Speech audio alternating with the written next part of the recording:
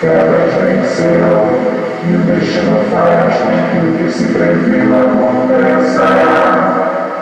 Como disse o Pai, o Tebas ganhou, feito terminou, assim inspira, Polinices, viajar sem norte comandante, foge sorte errante, sem troféu nem lutim, e vamos a Tebas, trono sem império.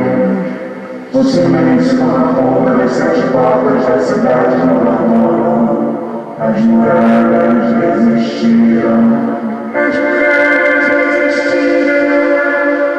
Quando a noite fizer caminho, o povo dançará pra Dioniso, viverá com ele o vinho, partilhando a embriaguez. Melhor será, porém em vão, esquecer a morte dos seus reis, e as manchas de sangue desse chão, mas não será a última vez.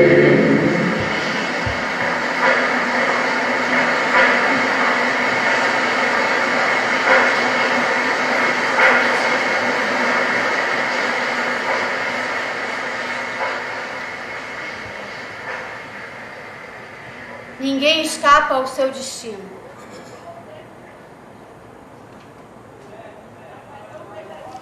Ninguém escapa ao seu destino porque quando os deuses decidem perder um homem, fazem do infeliz vítima e cúmplice dos próprios males. Foi o que aconteceu com Édipo. A maldição lançada sobre o pai recaiu sobre ele e ele a transmitiu aos filhos. Cego, andou a esmo pelas estradas, guiado apenas por suas filhas, Antígona e Ismênia. E antes de morrer, amaldiçoou os filhos, Etéocles e Polinices, que então disputavam o governo de Tebas. Disse que nenhum dos dois conquistaria o trono que era dele, que morreriam, sangrentamente, um pela mão do outro, aqueles filhos que ele já não reconhecia. A maldição, afinal, se cumpriu. Por isso, Antígona se lamenta.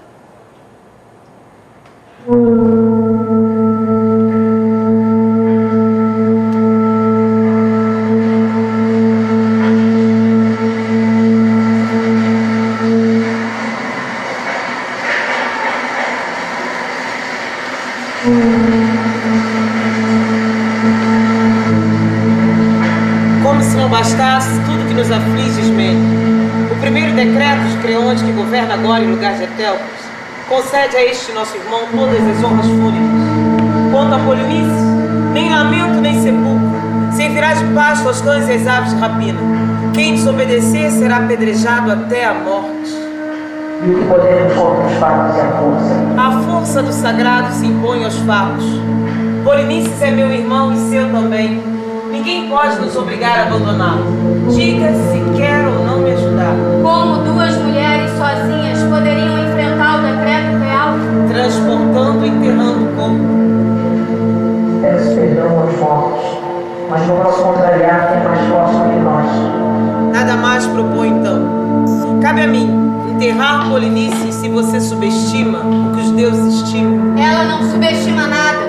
Não quer contrariar a lei da cidade e teme por você. Fui feita assim. Não quero contrariar a lei da cidade. É a lei dos mortos o que quero respeitar. Porque vou passar muito mais tempo entre eles do que no mundo dos vivos. Se é assim, parte, ainda que insensato, o timbre da sua voz minha cara. O timbre da sua voz nos é muito, muito caro.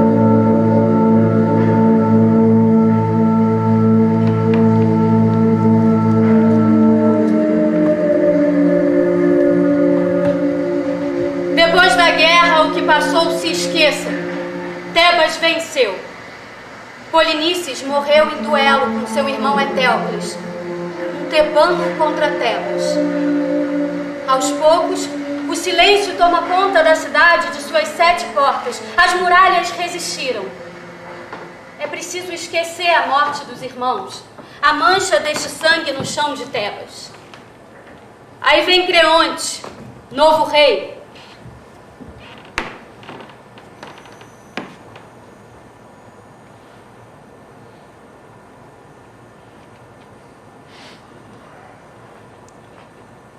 Senhores, superada a tormenta que abalou nossa cidade, decidi convocá-los. E só aos senhores, porque sempre foram fiéis e obedientes ao poder real, desde os tempos de Laio, pai de Édipo. Agora que por fatalidade, os 2 filhos de Édipo sucumbiram, golpeando e golpeados pelas próprias mãos, assumo o trono em razão do parentesco que me une aos mortos.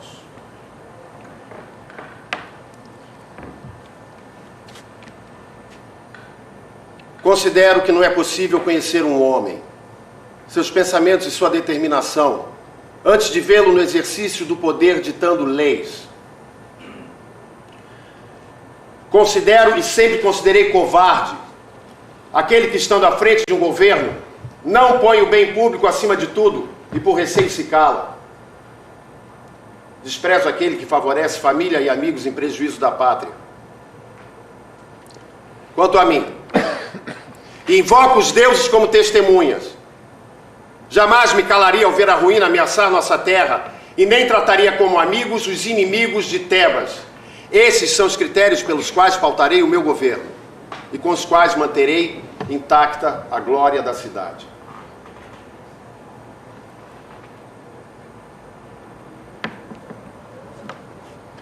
Em conformidade com o que acabo de dizer, disponho sobre os filhos de Édipo o seguinte: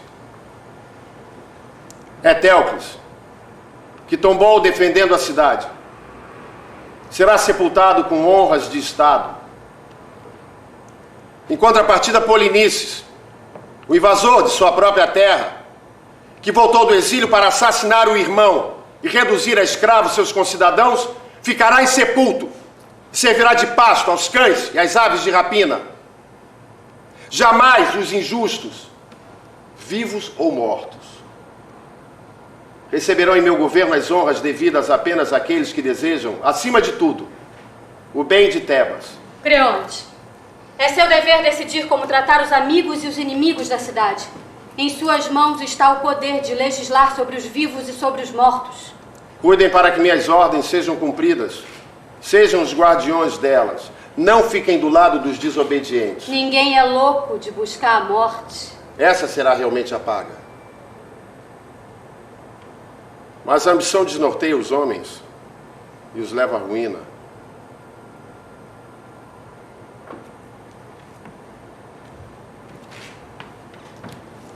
Um guarda vem correndo, desesperado, à procura de Creonte. Ao mesmo tempo que corria em direção a ele, tinha vontade de correr na direção contrária. No íntimo, se perguntava: vale a pena correr para ser castigado? Mas logo em seguida ele mesmo respondia: se Creonte souber por outro, vai ser muito pior. E de novo queria fugir pensando: vou apanhar até morrer e eu nem sei quem é o culpado. Depois retomava o caminho com um argumento melhor. Bom, nesse anda para, acabou chegando. O que quer? Fale logo. Vou começar pelo que me diz respeito. Não fui eu que fiz a coisa, não sei quem fez e não mereço que me aconteça nada de ruim. Fale de uma vez e vai embora. Sendo assim, vou falar. O tal morto do decreto, alguém jogou terra sobre o cadáver, cumpriu as obrigações fúnebres e sumiu. O quê?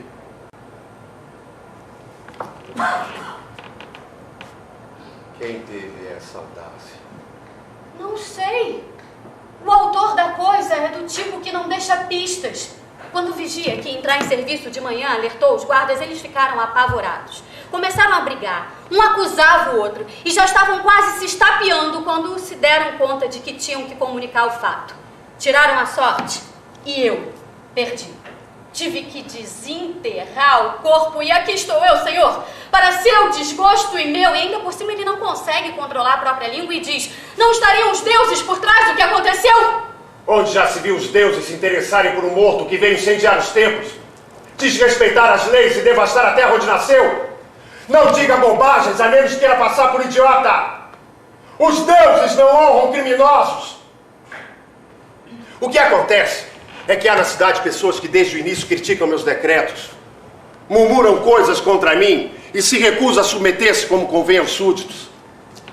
Foram eles, é claro, que subornaram os guardas, levando-os a agir como agiram. Nunca houve invenção humana pior que o dinheiro. Devasta as cidades, arranca os homens de suas casas em busca do ganho fácil, induz almas honestas à prática de crimes e a impiedade que está na origem de todos os males. Se os deuses ainda aceitam de bom grado minhas oferendas, eu juro por eles. Ou vocês descobrem e trazem à minha presença o culpado por esse sepultamento, ou a morte vai ser pouco para vocês.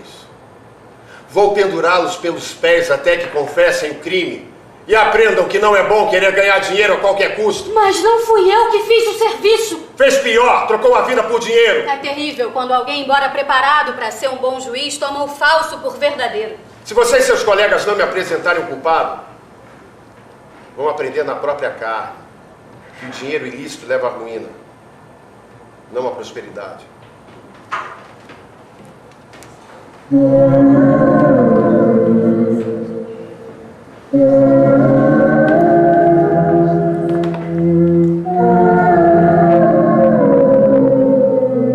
A família de Alex Laurentino, artista plástico, 31 anos, nunca pôde enterrar o seu corpo. Ele se afogou no lago Neva, na Suíça, no dia 18 de julho de 2007.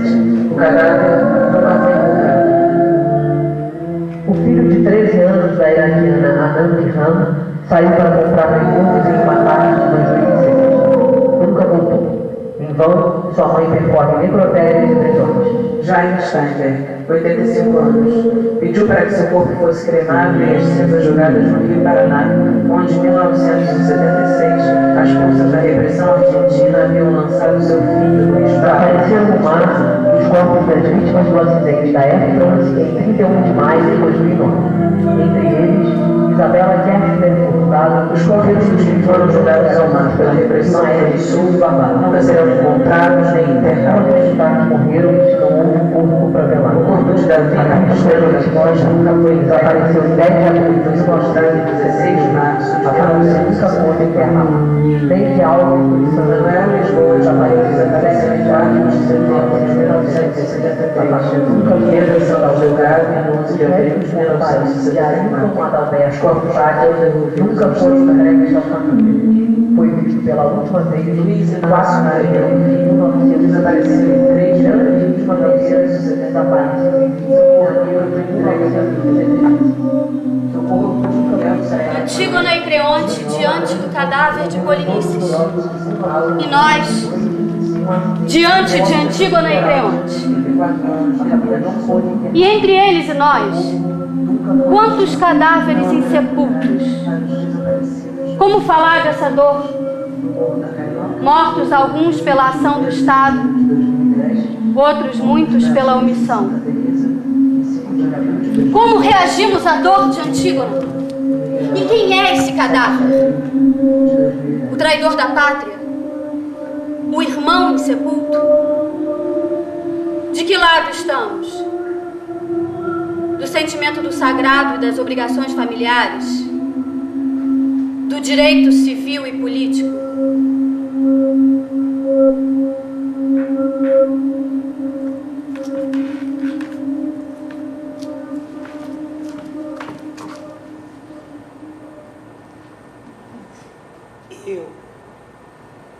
Fui eu. Responda de forma clara e sem rodeios. Tinha conhecimento da minha proibição? Claro, pois se era pública. Fui eu. E você se atreveu a desobedecer à lei? Você se atreveu a desobedecer à lei? É que essa sua lei não foi ditada nem pelos deuses, nem pela justiça, nem pelos costumes. É a lei de um homem. E eu não vou me arriscar a transgredir normas divinas não escritas que vigoram desde sempre por medo de um rei, por mais poderoso que ele seja. Eu morreria mesmo sem o seu decreto. Morrer cedo talvez seja uma vantagem para quem tem uma história como a minha. Deixar sem sepultura um dos filhos de minha mãe é que seria realmente um sofrimento insuportável. Por isso não sofro ao pensar no que me espera. E se na sua opinião pareço louca, respondo que mais louco é quem me julga louca. Na filha se reconhece o caráter inflexível do pai. Ao longo da vida aprendi que os espíritos obstinados são os que mais facilmente se dobram. Quem está em posição subalterna não tem direito a pensamentos grandiosos como os seus. Não lhe bastou desafiar as leis promulgadas hoje, ainda se vangloria do que fez. É evidente que isso não pode ficar sem punição. Embora sejam filhas de minha irmã, não escaparão de uma morte horrível. Nem ela, nem sua cúmplice. Porque eu acuso as duas de terem tramado e executado esse funeral. Os que tramam crimes na sombra são os primeiros a se trair. E eu não sei o que é mais forte em mim. Se o desprezo pelos criminosos, ou o ódio quando tentam fazer seus crimes parecerem heróicos. O que você quer, além de me prender para me matar? Eu? Nada. Então vamos logo com isso. De tudo que você diz não há, e nunca haverá nada que me agrade. Além do mais, o que eu poderia fazer de mais grandioso do que enterrar dignamente meu irmão? E pode ter certeza de que todos eles concordam. Se não dizem nada, é por medo. Medo. Aliás, esse é um dos privilégios da realeza. Dizer e fazer o que bem quiser. Bobagem!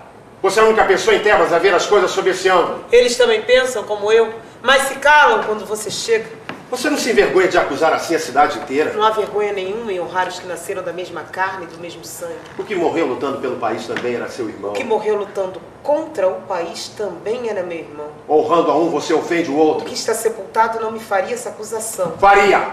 Se você presta ao inimigo honras iguais às dele. Morreram ambos em combate. Um devastando o país que o outro defendia. A morte iguala todos. Os maus não podem ser confundidos com os bons. Ninguém sabe se isso vale também no outro mundo. Nem morto o inimigo se transforma em amigo. Eu não nasci para o ódio. Sim para o amor. Pois então vai amar os mortos do outro mundo! Enquanto eu convivo, ninguém me dirá o que fazer. E sua irmã, dissimulada como uma víbora, se preparava junto com você para me dar o bote. Ela não queria. Eu fui sozinha. A minha morte basta, ela escolheu a vida. Creonte, você vai matar a noiva do seu filho? Não é a única mulher no mundo. Vai mesmo então romper o compromisso entre eles? A morte vai rompê-lo, não eu. Levem-na daqui. Mesmo as pessoas corajosas têm medo de enfrentar a própria morte.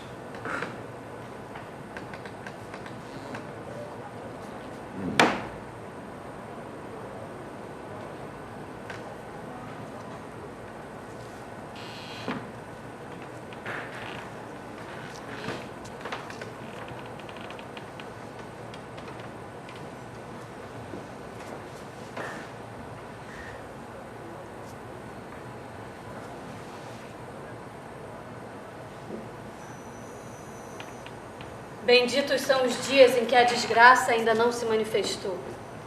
Porque uma vez que os deuses decidem desarvorar uma família, ela jamais se livrará da maldição. Não há nada de grande na vida dos mortais que não traga desgraças junto. Ninguém é feliz. Mas aí vem Emo, filho de Creonte. Continuamos amigos, meu filho. Aconteça o que acontecer. Ou a condenação de Antígona modificou seus sentimentos em relação a... Pai, seus conselhos sempre me conduziram pelo caminho certo. Nenhum casamento me importa mais do que a sua felicidade no governo de Tebas. Muito bem, meu filho. Muito bem. É preciso realmente não esquecer que a vontade do Pai é sempre soberana. A maior felicidade é ter em casa crianças obedientes, que ao crescer castigarão os inimigos e prestarão favores aos amigos de seu pai, como ele mesmo faria. Meu filho, não se deve perder o juízo por causa de mulher, O beijo de uma esposa amada não proporciona prazer algum. Repudia essa moça, a única pessoa em toda a cidade a se rebelar contra as minhas ordens. Não passarei por mentiroso diante dos tebanos. Ela será punida. Aquele que é cumpridor dos deveres em seu lar será forçosamente correto em relação ao seu país. Mas aquele que, ultrapassando as leis, quer exercer a violência ou ditar regras aos detentores do poder, não receberá de mim elogio nem aplauso. O homem que respeita as leis será sempre um bom governante, como antes foi um bom filho e um bom súdito. Não há mal maior que a anarquia, que destrói lares e cidades e conduz os exércitos à derrota. A autoridade é a garantia da segurança. Devemos, portanto, para o bem do Estado, apoiar a boa ordem e jamais ceder. No que me diz respeito, nenhum bem me é mais precioso do que a sua felicidade. Não é vergonha nenhuma para um homem, mesmo sendo sábio, em aprender com os seus semelhantes e não ultrapassar certos limites. Por tudo isso peço, não se deixe dominar pela cólera. Então eu devo passar a defender os criminosos? Não foi isso que eu disse. Ela não passa de uma criminosa? Não é o que pensa o povo de Tebas. Então eu devo governar pela opinião dos outros? Só numa cidade deserta um homem pode governar sozinho. Vejam como ele defende essa mulher! Não é ela, mas é você que estou defendendo. Quem ataca o meu poder não me defende. Seu poder não lhe dá o direito de desprezar as leis eternas. Tudo isso é por amor a ela? Por ela, por você, por mim, pelos deuses dos mortos. Você nunca se casará com ela nessa vida. Se ela morrer, não morrerá sozinha. Isso é uma ameaça. A sensatez o ameaça? Chega! Escravo de mulher! Você só quer falar sem ouvir resposta? Isso mesmo! Você ainda vai se arrepender dessa afronta. Tragam logo aquela criatura para que morra na frente do noivo! Nem ela morrerá na minha frente, nem você me verá mais. Os poderosos sempre encontram quem lhes diga que demência é sensatez! Nem com ações sobre-humanas conseguirá salvar da morte aquela mulher. E já está decidido como ela vai morrer? Será levada a um lugar ermo, emparedada numa gruta, com comida o suficiente para evitar o sacrilégio. Não quero atrair sobre a cidade a cólera divina. Quem sabe o Deus dos mortos, o único que ela venera, atenda às súplicas dessa mulher e a salve. Caso contrário, aprenderá que é trabalho perdido cultuar a morte.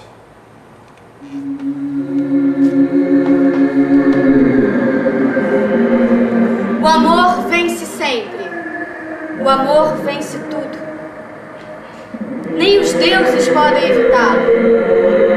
Sua força torna o justo injusto e separa o pai do filho. Por amor se mata, por amor se morre. O amor é um desvario soberano como as leis da natureza. Aqui, Antígona se despede.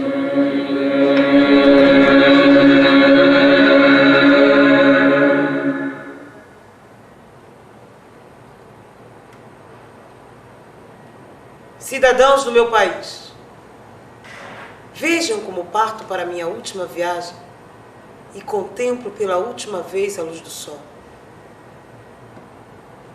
Nunca mais. O Deus que silencia todos me conduz viva para o seu reino. Sem bodas, sem cantos nupciais, desposo tristemente a morte com quem um dia todos se deitarão. Mas os elogios acompanharão sempre o seu nome. Não foi a doença, não foi a guerra. É por vontade própria que você se encaminha ao Hades. Meu cárcere de pedra será como de Níobe, envolvida lentamente por uma rocha. Choro como ela, no inverno sem primavera. Níobe pertence aos seres divinos. Nós somos apenas os filhos da terra. Entre você e ela há muito pouco em comum.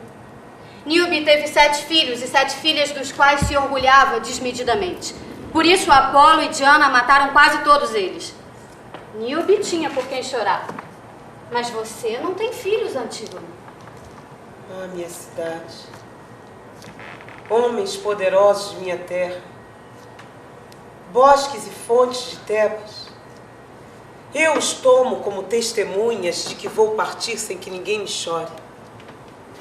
Nenhum daqueles que amo lamentará a minha sorte. Obedecendo a que tipo de lei vou ser levada a essa estranha tumba, onde não jazem mortais nem sombras? Pobre de mim, que não encontro lugar nem entre os vivos, nem entre os mortos. Nem entre os vivos, nem entre os mortos. Sua audácia foi de encontro ao alto trono onde se instala a justiça. Sua queda é profunda e está ligada à maldição que governou o destino de seu pai. Você evoca recordações dolorosas. Édipo, meu desgraçado pai, casou com a própria mãe. Desse matrimônio amaldiçoado nasci infeliz. Para tão breve voltar à companhia deles. Por amor de meu irmão com quem era bom viver, mas cuja morte me arrasta para o fim. O poder não ama a transgressão. É ação piedosa prestar culto aos mortos, mas é obrigação do Estado fazer cumprir a lei. O poder não cede a Antígona, e a sua cólera esbarra com a cólera de quem pode mais. Sem que me chore,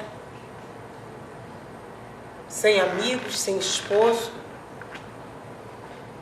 vou ser levada pelo caminho fatal.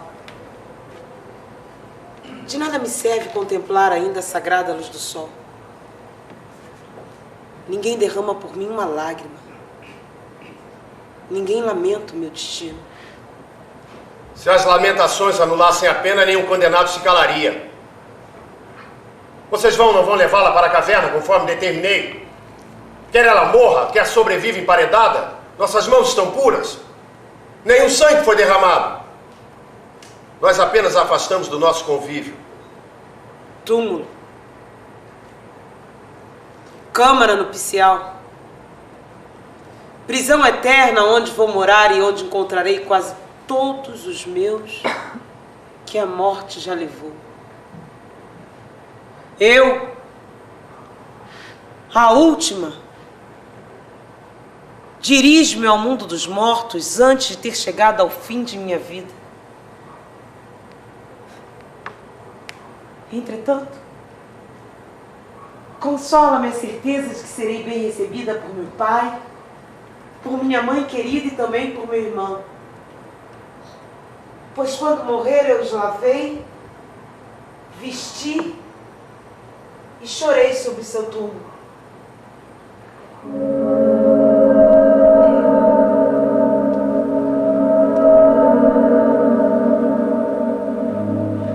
E agora, por ter feito o mesmo com o seu cadáver, Polinice receba este castigo. Embora as pessoas sensatas compreendam que apenas cumpri com o meu dever. Talvez em outras circunstâncias eu não lutasse com violência até o crime. Creonte acha que foi um desrespeito e por isso me conduz à sepultura sem que eu tenha conhecido as alegrias do amor e da maternidade. Vou para o reino dos mortos sem saber qual mandamento divino transgredi. Se isso é um pecado, peço perdão aos deuses. Mas se estou com a razão, que sofram tanto ou mais que eu aqueles que me impuseram esta pena. Pagarão caro aqueles que tardam em levá-la. Essas palavras apressam a minha morte. Não tenha dúvida de que será esse o desenlace.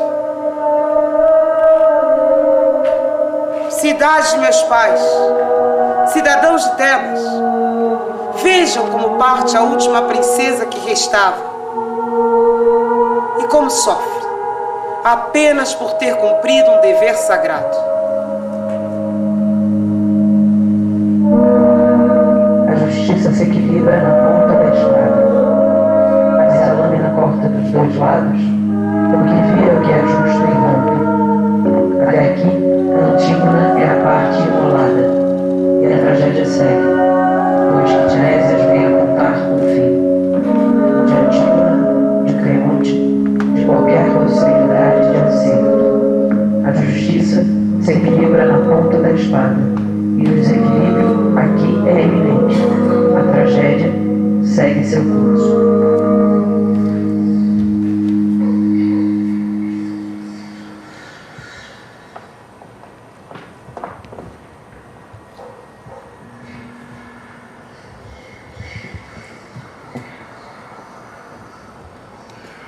Senhores de Tebas, acreditem.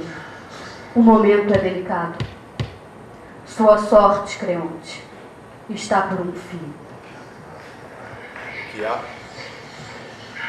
Suas palavras, Tiresias, são assustadoras. Estava sentado no antigo santuário, quando ouvi gritos de mau agouro. As aves se atracavam numa luta mortal. Esses gritos, que em geral entendo, transformaram-se numa algazarra incompreensível. Indaguei, e soube que as chamas dos sacrifícios não se elevavam e que a fumaça escura invadia o ambiente. Nossos altares e o fogo sagrado foram contaminados. As aves e os cães espalharam as carnes do cadáver de Polinices, o desafortunado filho de Édipo. Por isso os deuses não aceitam mais os sacrifícios que fazemos. E é por sua causa, Creonte, que Tebas está doente, por causa de suas decisões. Pense em tudo isso, meu filho. Falo para o seu bem. Todos podem errar, mas sensato é aquele que tenta corrigir o erro, em vez de se mostrar inflexível. Ceda ao defunto. Não persiga mais esse cadáver. Qual o proveito de matar um morto?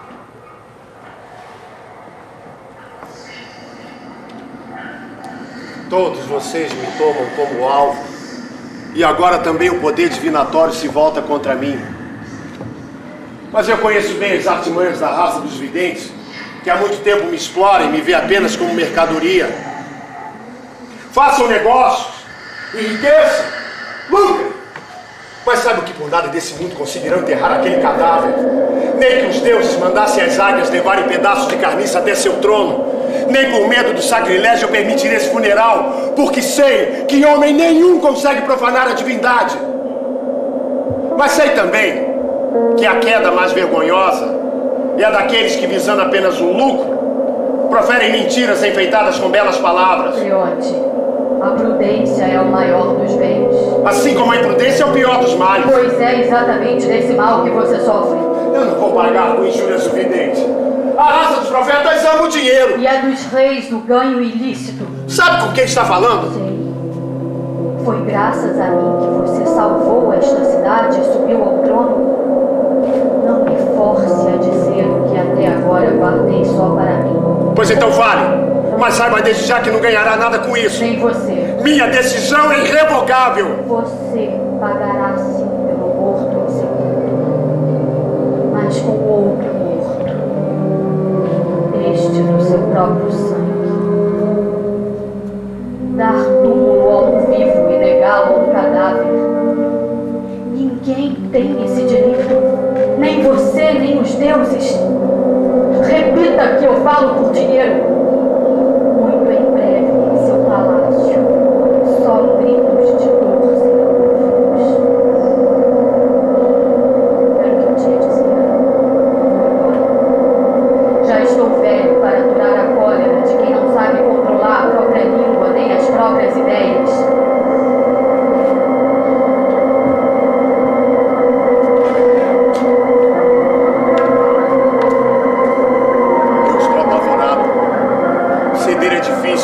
Mas teimar e atrair a desgraça sobre mim também é duro. Cuidado, Creonte. O que devo fazer? Fale. Eu obedecerei. Vá à caverna soltar a moça e mande enterrar o cadáver profanado. Estes são teu conselho. Devo então ceder? O mais rápido possível, porque o castigo dos deuses não se faz esperar. Muito me custa voltar atrás, mas sei que é inútil lutar contra o que é necessário. Vá fazer o que tem que ser feito. Não mande ninguém em seu lugar. Agora mesmo. O que eu fiz, eu mesmo farei.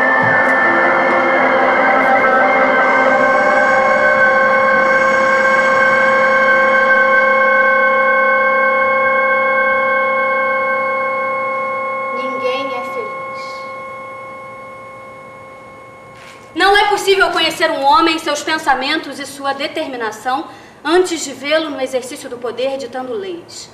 É um covarde aquele que, estando à frente de um governo, não põe o bem público acima de tudo e por receio se cala.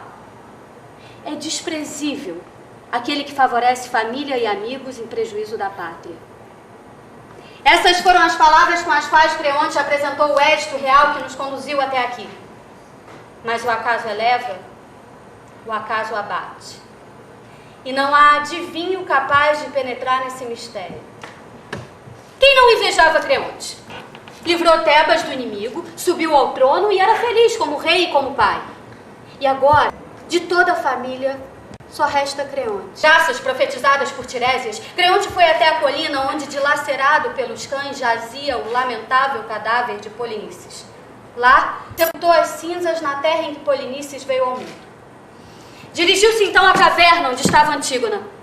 De longe se ouviam gritos e lamentos. Sobressaltado, ordenou que os servos corressem para remover a lápide que fechava a tumba e se perguntou se era a voz de Hémon que escutava ou se estava sendo enganado pelos deuses. Aberto o túmulo, viu ao fundo os dois. Ela, enforcada com o próprio cinto, e ele, abraçado ao corpo. Creonte se aproximou, pediu, implorou que o filho retornasse com ele para o palácio. Mas Hémon, olhando-o com desprezo, tentou atingi-lo com a espada. O pai se esquivou do golpe e o rapaz, com raiva de si mesmo, lançou o próprio corpo sobre a espada. No último gesto, enlaçou Antígona e expirou, entre golfadas de sangue.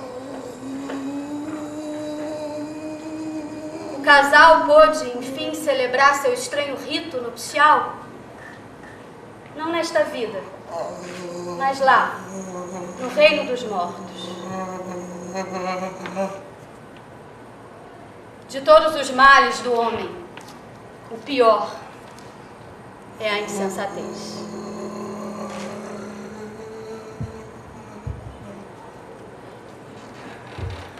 Erro cruel de uma razão desvairada.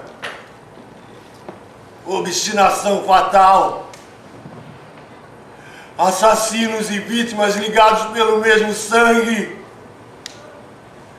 Malditos meus decretos nefastos.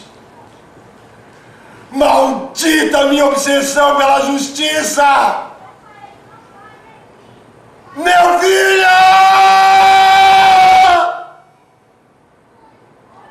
Tão jovem,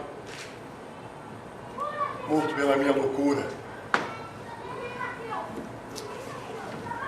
Um Deus se abateu sobre mim com todo o seu peso e me desnorteou e me levou por caminhos selvagens. Voltei atrás tarde demais. Pobre de mim.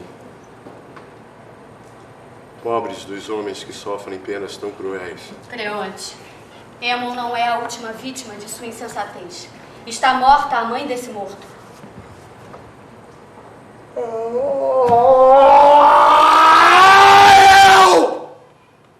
Fui eu o autor dessas desgraças!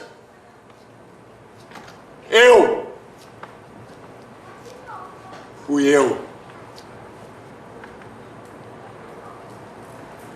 Leve-me daqui. Depressa. Leve-me para bem longe, porque agora eu sou menos que nada. Não quero viver nem mais um dia. Isso pertence ao futuro. Cuidemos agora do presente. Depois da guerra que passou, se esqueça. Ninguém venceu, mas de nós assim somos. De todos os males do homem, mais terrível é a insensatez. Não é possível ver por inteiro um homem antes de ver de cada vez. Creonte age bons regras, nossa palavra uma vez lançada, toma seu curso sempre.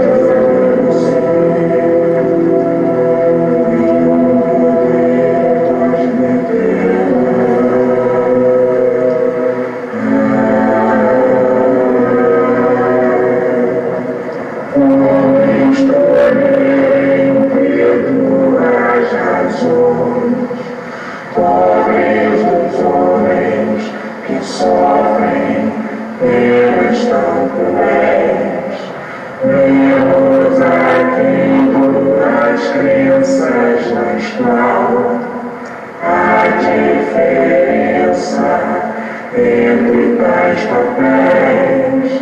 Perguntaremos-nos todos, se acaso os encontre, qual o nosso segredo.